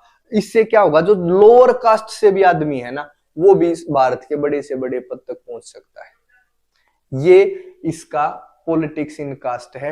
1 2 3 4, ये 4 पॉइंट लिखोगे जब इसका आंसर होगा। भाई ध्यान रखना, caste in politics and politics in caste is most important question. दोनों को अपनी कॉपी पर लिख लियो भाई, ये याद करने हैं। ठीक है, लास्ट पेज पे चले भाई। अब दिखता हो चाहे ना, मैं बताता हूं क्या लिख रखा है। हमें ये पता भी कास्ट कई प्रकार की भूमिकाएं निभाती है, इसके फायदे और नुकसान। फायदा तो क्या होगा कि जो बहुत सारी पिछड़ी जातियां थी ना, उनको शेयर मिला पावर में। क्योंकि अब जो पहले पता क्या है, आजादी से पहले दलितों को, इनको ओबीसी को, एससी को, इनको वोटिंग राइट नहीं होते, संसार में भी नहीं होते थे। अब सबको वोटिंग राइट है, सबको वोटिंग राइट है, तो सरकार को सबके भले के लिए काम करना है। और ये नहीं दिखता होगा, कोई बात नहीं, तुम्हारी बुक में सबसे लास्ट है ये, वहां से देख लेना। एक तो क्या लिख रखा है, शेयर इन पावर मिला है कि नहीं भाई, सारी कास्टों को पावर में हिस्सेदारी मिलेगी क्योंकि ये पॉलिटिक्स में आ गए। ठीक है भाई, डिसीजन मेकिंग में इनको भूमिका मिली, डिसीजन मेकिंग अगर पावर में हिस्सेदारी मिलेगी तो सरकार में पहुंचेंगे, वहां निर्णय भी ले सकते हैं। ठीक है भाई, डिस्क्रिमिनेशन कम होया। अगर आप पावरफुल हो ना तो आप किसी के भी, कोई भी कास्ट के हो, आपके साथ डिस्क्रिमिनेशन नहीं होगा भाई। रिसोर्सेज तक पहुंचो ही, आज आप देखोगे कि सारी कास्टों के पास थोड़ा थोड़ा भाई जमीन भी है, अपॉर्चुनिटी है, रिसोर्सेज पर कब्जा, मतलब रिसोर्सेज तक पहुंच, अपॉर्चुनिटीज, मौकों तक पहुंच, ये फायदे हुए हैं।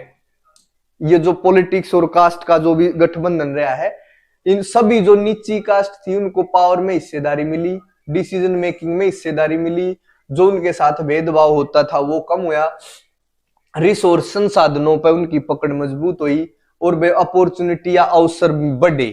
फायदा है ये फायदा हो गया। नुकसान क्या हुआ है भाई? नुकसान जब सिर्फ और सिर्फ देखो, नुकसान की उस टाइम की देखो कि भाई टिकट देनी है तो जाति देख के, यहां पर जब हम कास्ट और धर्म को देख कर टिकट बांट रहे हैं ना, तो हम कहीं ना कहीं मेरिट को इग्नोर कर रहे हैं भाई। ये लिख रखा है कि जो सिर्फ और सिर्फ रिलीजन और कास्ट है उसके आधार पर आपकी आइडेंटिटी डेमोक्रेसी के लिए ठीक नहीं है। भारत में योग्य क्यों नहीं है? इतने आदमी आगे क्यों नहीं पहुंचते? क्योंकि हम योग्य को नहीं लेना चाहते, हम लेना चाहते हैं कि भाई कि ताकि कास्ट का और धर्म का समायोजन बना रहे, इस कास्ट से भी आ गया, इस कास्ट से एक, इस कास्ट से एक, इस कास्ट से। योग्य का कोई मतलब नहीं है, तो ये डेमोक्रेसी के लिए खतरनाक है। इससे क्या होंगे? योग्य आदमी आगे नहीं पहुंच पाते। इस तरफ ये प्लस के हैं तुम्हारी किताब में, इस तरफ है नेगेटिव। ठीक है, और जब हम सिर्फ कास्ट की बात करेंगे ना, तो और जो मुद्दे हैं, गरीबी है, विकास है भाई, करप्शन है, भ्रष्टाचार है, इन पर अपना ध्यान नहीं जाएगा। फिर इन पे कौन ध्यान देगा? जब कास्ट रहेगा, हम मैं सरकार में सिर्फ मैं ये देखता रहेगा अभी इस कास्ट की वोट आ जाए, इस कास्ट की वोट आ जाए, इस बार इसको टिकट दे दूं, एक बार उसको, तो गरीबी, विकास, भ्रष्टाचार, इन मुद्दों पर ध्यान ही नहीं जाएगा। सरकार बनानी है, कास्ट के आधार पर सिस्टम बनाकर अपना सरकार बना लूंगा, दूसरे मुद्दा पे। और जब ये जाति राजनीति में हावी होंगे ना, तो दो जातियों के बीच में डिस्प्यूट, टेंशन, कॉन्फ्लिक्ट, वायलेंस, ये होने का भी खतरा रहेगा। जब आप देखो गांव में जब इलेक्शन हो ना सरपंची का, दो कास्टों की लड़ाई की पूरी संभावना होगी। हर इलेक्शन में देख लो, पिताजी से पूछ लेना, क्योंकि ये पता है गांव के इलेक्शन में जाति है सब कुछ। आप है ना, जो बड़ी कास्ट होगी उसका जो शराबी से शराबी आदमी हो उसको खड़ा कर दो, जीतेगा। जो छोटी कास्ट हो उसमें कोई देवता पैदा हो रहा हो, कोई भगवान ने जन्म ले रखा है, उसको खड़ा कर दो, हार जाएगा। क्योंकि ग्रामीण जो इलेक्शन है सारे कास्ट पे चल रहे हैं, तो इससे क्या होगा? मेरिट खत्म होगी, मेरिट की वैल्यू कम होगी। जो और गरीबी, विकास, भ्रष्टाचार, जो ऐसे मुद्दे हैं वो इग्नोर हो जाएंगे, उन पर ध्यान नहीं दिया जाएगा। और कई बार क्या है, दो कास्टों के बीच में लड़ाई विवाद, ऐसी संभावनाएं हो सकती हैं। ये प्लस है, ये माइनस है, बुक में दे रखे हैं। ये था पूरा चैप्टर। होगी भाई, पूरा लंबा है, कोई बात नहीं, लेंदी चैप्टर गया, आगे थोड़ा और शॉर्ट में करवाऊंगा। ये थोड़ा बड़ा चैप्टर था भाई, पूरी सिविक्स में सबसे बड़ा चैप्टर यही था, और चैलेंज था मैं कैसे करवाऊं, फिर भी 1.5 घंटे में करवाया। मेरा शुक्रिया अदा करो भाई, थैंक यू बोलो सारे। ठीक है, सबको थैंक यू बोलो, और वहां पे भी कमेंट करना है। जो ये वीडियो एंड स्ट्रीम होने के बाद जब वहां पे वीडियो जाएगी ना, वहां भी कमेंट करना है, लाइक करना है। कोई और यार दोस्त हो उसको शेयर कर सकते हो। This was the biggest chapter, ये सबसे बड़ा चैप्टर था, फिर भी हमने 1.5 घंटे के आसपास इसको कवर कर लिया है। ठीक है, और आगे और छोटे छोटे चैप्टर हैं दो। अब ये लगा लो तुम्हारी डेट शीट के हिसाब से, मैं कल पूरा का पूरा ये बता दूंगा भाई किस दिन मैं क्या करवाऊंगा। उस आधार पे भी आप चेक कर सकते हो भाई, जब आपकी पसंद की चीज हो उसको कर लेना।